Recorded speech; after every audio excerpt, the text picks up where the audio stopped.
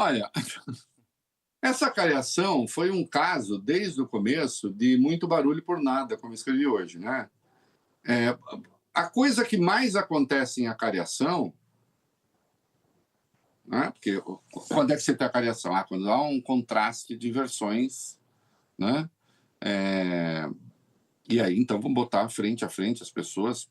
O que mais acontece é as pessoas manterem aquilo que disseram. E foi o que aconteceu, né? O Mauro Cid disse sim, eu entreguei o dinheiro para o Braga Neto, né? Eu inicialmente pedi, ele disse que não tinha, depois ele conseguiu, me deu dinheiro, e esse dinheiro era para ação direta propriamente, que envolvia até homicídio, seria, né? Segundo a apuração.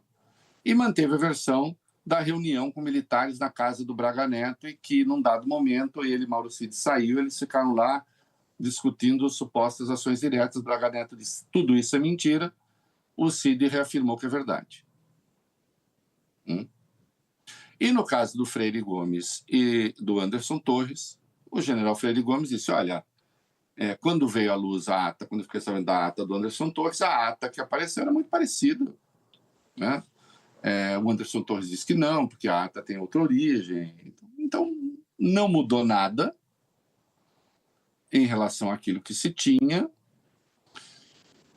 Com todas as vênias, as defesas, e o Alexandre permitiu que as defesas estivessem presentes, o Luiz Fux estava lá mais uma vez, sendo Luiz Fux aí, né? Eu até disse que tem, até agora, concordei, acho um ou dois votos do Luiz Fux, né? Com esse das redes eu concordo. O Luiz Fux estava lá, né? Então, um depoimento prestado, vamos lá, na presença do Ministério Público, de todas as defesas e de 2 ministros do Supremo, um deles conduzindo as acariações. Há violado o direito de defesa, hein? Por quê? O que o Alexandre proibiu e pode fazê-lo, né, foi a gravação. Nesse caso, ele disse, não, nesse caso não vamos ter gravação, né? Ele disse, o pedido foi indeferido, uma vez que a cariação é ato de instrução do juízo e não ato de defesa, e para evitar pressões indevidas, inclusive por meio de vazamentos pretéritos do que seria ou não perguntado aos réus, que poderia comprometer a instrução processual penal. O Alexandre é experiente, o Alexandre foi do Ministério Público, né? Ele já foi ministro da Justiça, ele já foi secretário de Segurança. Ele pressente determinadas coisas. A defesa do curioso, né? Porque a defesa do general Braga Neto não queria a transmissão dos depoimentos, né? Dos interrogatórios. A gente se lembra disso. Alexandre deferiu. Justamente, porque vai criar constrangimentos e tal, né? Eu poderia aqui discutir que eu nem sou fã dessas transmissões, mas isso fica para outra hora. Assim como não sou fã das transmissões de julgamentos do Supremo, mas também isso fica para outra hora, né? Que eu acho que sempre um pouco mobiliza quem está ali de algum jeito. Mas isso não vou discutir agora, não. Mas havia esse pedido, né? O que parece é que se tinha preparado uma cena para que o Braga Neto chamasse o Cid de mentiroso. Está mentindo, está mentindo, está mentindo. Tanto é que o advogado Braga Neto depois concedeu uma entrevista coletiva. Também não é usual para dizer meu cliente chamou aquele que o acusa, né, na delação, enfim, que eu coloco uma decisão, ele é mentiroso, 2 vezes. E ele abaixou a cabeça. E ele estava constrangido. E isso saiu em tudo quanto foi veículo. Nós vivemos também no jornalismo a era do declaracionismo. Declare qualquer coisa. Alguém redige, sai, né? Não chegou a ser um viral, mas ali, Braga Neto chamou o Cid de mentiroso. Me parece que o que se buscava era essa imagem né? Era isso. Ter isso. Mentiroso! E é o Cid. Tá.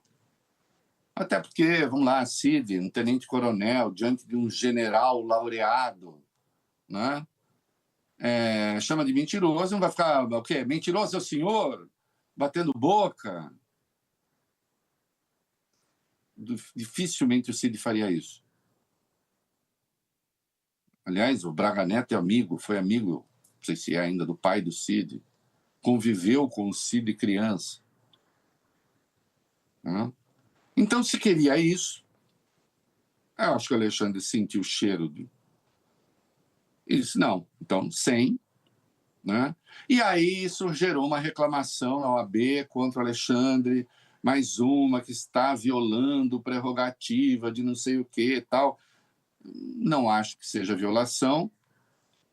Não existe exatamente grande simpatia no Conselho Federal da OAB, da Ordem dos Advogados do Brasil, pelo Alexandre de Moraes, né?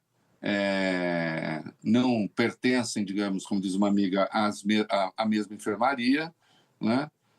Não tem violação nenhuma, o Alexandre não é besta nem nada, o direito de defesa é absolutamente garantido e não aconteceu nada na cariação conforme se esperava. Nem tinha razão para acontecer. Né? É isso. E, claro, a aposta segue a mesma. Vamos recobrir esse julgamento de acusações de ilegalidade, de violações ao direito de defesa, porque a gente aposta numa virada política. Se tiver a virada política, quem sabe a gente consiga reverter, né, o resultado do julgamento. E aí alguns abobados dizem, exemplo que aconteceu com Lula. Opa, peraí. Não teve virada política quando houve a coisa do Lula. Né? E de resto havia, sim, ali uma questão grave de competência desde o primeiro momento. É isso aí. Como, entre outros, mas eu fui dos poucos, apontei já a época de cara. Né? O Moro não era o juiz da causa.